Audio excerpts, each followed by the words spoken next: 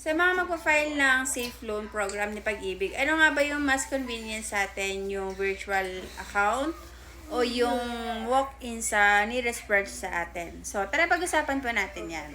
So, una po is yung sa ating virtual account. So, kapag virtual account po kasi, most applicable to dun sa mga taong busy and may mga work. So, less hassle dun sa biyahe, dun sa pag-fill out ng mga forms, if meron man. Tapos, dun sa, syempre, yung oras din nila is, syempre, mahalaga din. So, yung virtual account kasi is, ando naman yung mga kailangan i-upload, ganon. Tapos, sa virtual account, ang kailangan mo lang dun is one valid ID, tapos isang selfie with valid ID. So, kapag naka-accomplish mo na yon, all goods na yon, syempre yung loyalty card is wag mo rin kakalimutan kasi meron kasing process dun sa virtual account na kailangan mo i-input yung card number mo to verify ni Pag-ibig kung valid pa ba ito or invalid.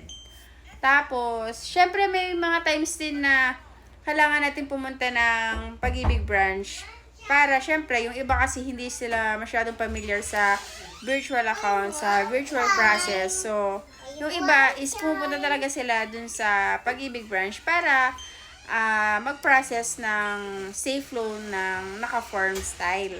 Pero wala namang doon kasi same lang naman sila na sa loyalty card din yung bagsak. Ang maganda lang din kapag walk-in ka sa Pag-ibig branch is malalaman mo agad kung magkano yung amount, malalaman mo agad kung kailan yung release date, and then ibibigay sa iyo yung copy ng safe loan form mo para malaman mo na kailan nga ba darating yung pera mo. Ganon.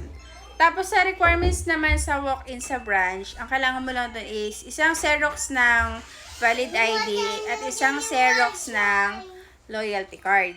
So, ayun yung mga important details. Then, syempre, yung loyalty card, kailangan natin yun. Syempre, kagandahan din pala kapag walk-in kung wala pa kayong loyalty card. Pumunta na kayo sa nearest branch ni Pag-ibig. Mostly yung mga Pag-ibig branch is same day, nare-release din agad yung mga loyalty card. So, mag-prepare lang kayo ng, alam ko, less than 200 lang yun. Magbibigay lang kayo kay Pag-ibig, magbabayad po kayo para din sa card. So, and then, marirelease din po agad yun.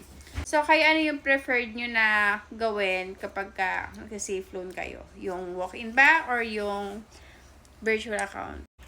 So, yun lang. Sana nakatulong.